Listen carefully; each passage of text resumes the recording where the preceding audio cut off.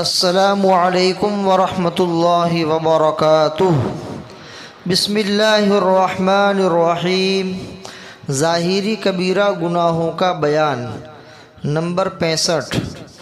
بہنے والا خون پینا بغیر شدید مجبوری کے، خنزیر کا گوشت کھانا بغیر شدید مجبوری کے، مردار وغیرہ کھانا بغیر شدید مجبوری کے۔ سورہ مائدہ آیت نمبر 3۔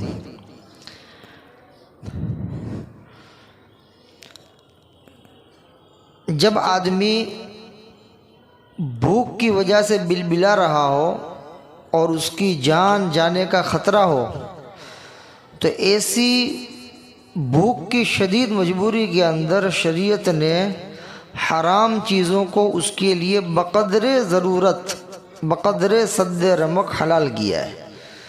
کھا سکتا ہے، مطلب خون حرام ہے، لیکن جب آدمی کی جان کے لالے پڑ جاوے، اتنی بھوک لگی ہے، تو اسی صورت کے اندر اپنی زندگی بچانے کے لیے ضرورت کے بقدر پی سکتا ہے۔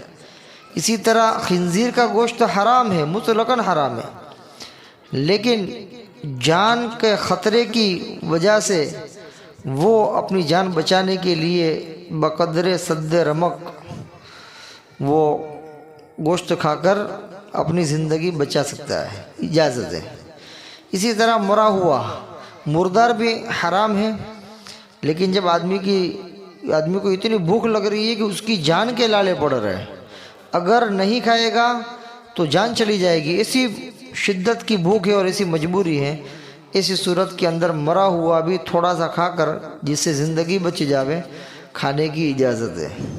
تو یہ تو اشد مجبوری ہوئی۔ اشد مجبوری کا یہی مطلب ہے کہ اس کی جان کا خطرہ ہو جاوے۔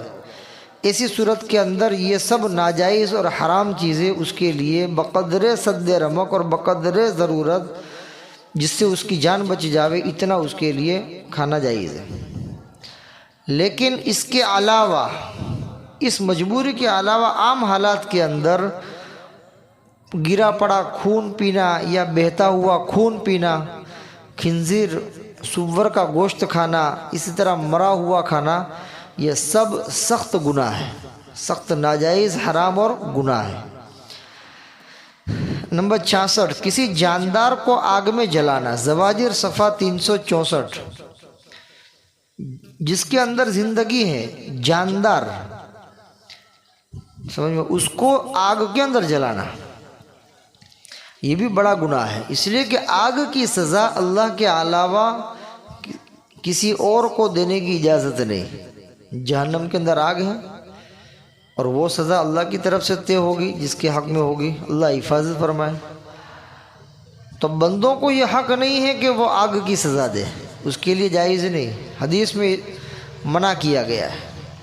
لہذا کسی جاندار کو آگ کے اندر جلانا یہ بڑا گناہ ہے۔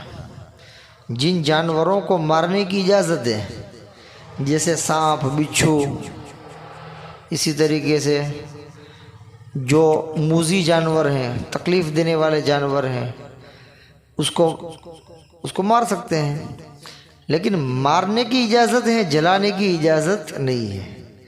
چاہے موذی جانور ہو، سانپ بچھو موذی جانور ہے تو وہ تکلیف دے، اس سے پہلے اس کو مار دو، اس کی اجازت ہے، لیکن اس کو جلانے کی اجازت نہیں، کیونکہ آگ کا عذاب اور آگ کی سزا اللہ کے علاوہ کوئی اور نہیں دے سکتا۔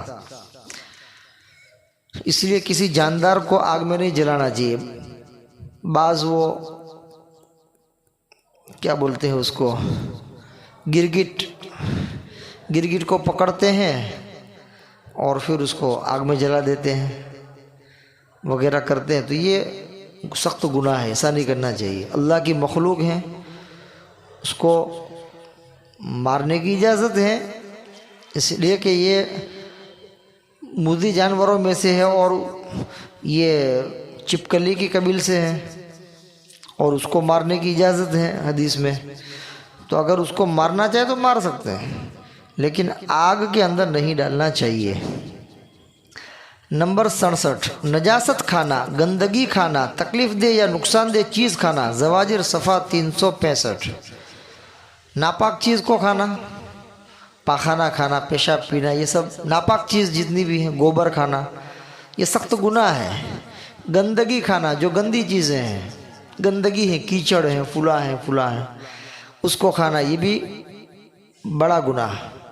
اسی طرح تکلیف دینے والی چیز اور نقصان پہنچانے والی چیزوں کو کھانا، یہ بھی گناہ ہے۔ جیسے پکا ہوا گوشت آدمی کھاتا ہے تو اس سے تکلیف نہیں ہوتی ہے، لیکن اگر کچا گوشت کہ جس کے کھانے سے تکلیف ہو، کوئی آدمی ایسا ہے کہ کچا گوشت کھاتا ہے تو اس سے اس کی طبیعت بگڑ جاتی ہے، اس کو نقصان پہنچتا ہے، تو اس صورت کے اندر فقہا نے مکروہ لکھا ہے کہ کچا گوشت کھانا مکروہ ہے، لیکن اس کے لیے جس کو نقصان پہنچتا ہو۔ بعض آدمی ایسے ہیں جس کی عادت بنی ہوئی ہے تو وہ کچا گوشت تھوڑا بہت کھاتے رہتے ہیں تو اس کو نقصان نہیں ہوتا، تو اس کے لیے حرج کی بات نہیں ہے۔ اسی طرح کوئی نقصان پہنچانے والی چیزیں ہیں کہ اس کو کھائیں گے تو یقیناً نقصان ہی پہنچے گا، تکلیف ہوگی، اس سے فائدہ نہیں ہوگا، تو ایسی چیزوں کو کھانا بھی گناہ ہے۔ نمبر 68، آزاد آدمی کو فروخت کرنا۔ بخاری شریف زواجر صفحہ 367۔ پہلے زمانے میں غلام باندیاں ہوا کرتے تھے، غلام اور باندیوں کو بیچ بھی سکتے تھے، خرید بھی سکتے تھے۔ غلام باندی مطلب انسانیوں میں سے، مرد ہو اس کو غلام اور عورت ہو تو اس کو باندی کہتے تھے۔ تو اس طرح پہلے زمانے میں غلام باندی ہوا کرتے تھے۔ تو جیسے ہم کوئی دوسرا مال خریدتے ہیں، اس طریقے سے ان کو بھی خریدا جا سکتا تھا۔ کوئی آدمی غلام کو خرید لیا، اپنے گھر نوکر رکھ لیا، باندی کو خرید لیا، اسی طرح اس کو بیچنا چاہے تو کسی دوسرے مالک کو بیچ بھی دیا، اس طرح ہوتا تھا۔ لیکن آزاد آدمی کو نہیں بیچا جا سکتا ہے، تو یہ غلام باندی کا سلسلہ تھا۔ تو اسلام نے غلام باندیوں کے اوپر رحم کرتے ہوئے اسلام نے ان کے لیے جو ہے آزادی، اس کے لیے ایک آزادی کا دروازہ کھول دیا کہ جو غلام باندی کو آزاد کرے اس کے لیے یہ ثواب ہے وغیرہ وغیرہ، ترغیب دیا آزاد کرنے کی۔ تو بہرحال اسلام کی برکت سے بہت سے غلام اور باندیاں آزاد ہو گئے۔ اسلام کسی کو غلامی کی زنجیر میں رکھنا نہیں چاہتا ہے، تو اسلام کے آنے سے جو ہے غلام باندیوں کا سلسلہ جو ہے وہ کم ہو گیا اور آزادی ملنا شروع ہوئی۔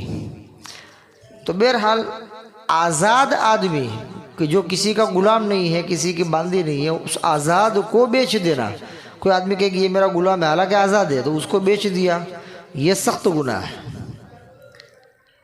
نمبر 69 سود کھانا، سود کھلانا، سود لکھنا، سود کی گواہی دینا، سود میں کوشش کرنا، سود پر مدد و تعاون کرنا۔ سورہ بقرہ زواجر صفحہ 78۔ یہ بھی بڑا گناہ، سود کھانا، بیاج کھانا، سخت گناہ۔ پھر سود کھلانا، کسی کو سود کی رقم دینا، کسی کو سود کی پیسے سے بنی ہوئی چیز کھلانا، سود کھلانا یا سود کی رقم کھلانا۔ اسی طرح سود لکھنا، سود کا کوئی معاملہ ہے تو سود کے سلسلے میں کچھ کاغذات لکھنے کے ہوتے ہیں، وہ لکھنا۔ سود کے بارے میں کہیں گواہی دینے کی ضرورت پڑے تو گواہی دینا۔ اسی طرح سود کے معاملے میں ادنا سی بھی کسی بھی طرح کی کوئی کوشش کرنا، سود کے پیسے یہاں سے وہاں دینے کے لیے جانا، یا کسی بھی طرح کے سود کے پیسوں کے اندر اور سود کے معاملے میں کسی طرح کی کوئی مدد کرنا، سود کا معاملہ لکھنا، سود کا اکاؤنٹ رکھنا، سود کا یہ کرنا وہ کرنا، یہ جتنے بھی ہے اس کی کوشش کے اندر ساری چیزیں۔ اور اسی طرح سود کے اوپر کسی کی مدد کرنا، خود تو سود کے معاملے میں پڑا ہوا نہیں ہے، لیکن کوئی دوسرا آدمی سود کے معاملے میں ہے تو اس کی وہ مدد کر رہا ہے کسی بھی طرح کی، تو یہ سب کی سب چیزیں ناجائز، حرام اور گناہ ہے، سخت گناہ ہے، بچنا چاہیے۔ حتیٰ کہ سود کا معاملہ اور سود کا کاروبار کرنے کے لیے مکان بھی کرائے کے اوپر دینا جائز نہیں۔ فقہاء کرام نے لکھا ہے کہ کرائے کے اوپر دینا جائز نہیں، کیونکہ اگر وہ کرائے کے اوپر دے گا تو ظاہر بات ہے کہ اس مکان کے اندر سود کا کاروبار ہوگا، سود کا معاملہ ہوگا، تو گویا کہ یہ آدمی گناہ کے کام کے اوپر مدد کر رہا ہے مکان دے کر کے تو خود بھی گناہ میں شریک ہوگا، اس لیے کہ سود کے معاملے میں مدد کرنا یہ بھی کیا ہے، اس میں شامل ہے، گناہ کے اندر شامل ہے۔ نمبر 70، سود میں ناجائز حیلہ کرنا۔ زواجر صفحہ 371، بحوالہ اپنے ایمان و اعمال کی حفاظت کیجیے، صفحہ 147۔ سود کے اندر ناجائز حیلہ کرنا یہ بھی بڑا گناہ ہے۔ جائز طریقے پر اگر کوئی ایسا معاملہ ہے جس کے اندر جائز طریقے پر حیلہ کر سکتے ہیں تو الگ ہے، لیکن ناجائز حیلہ کرنا یہ بھی بہت سخت گناہ ہے۔ اللہ تبارک و تعالی ان تمام گناہوں سے پوری امت مسلمہ کی حفاظت فرمائے۔ وما علینا الا البلاغ۔ السلام علیکم ورحمۃ اللہ وبرکاتہ۔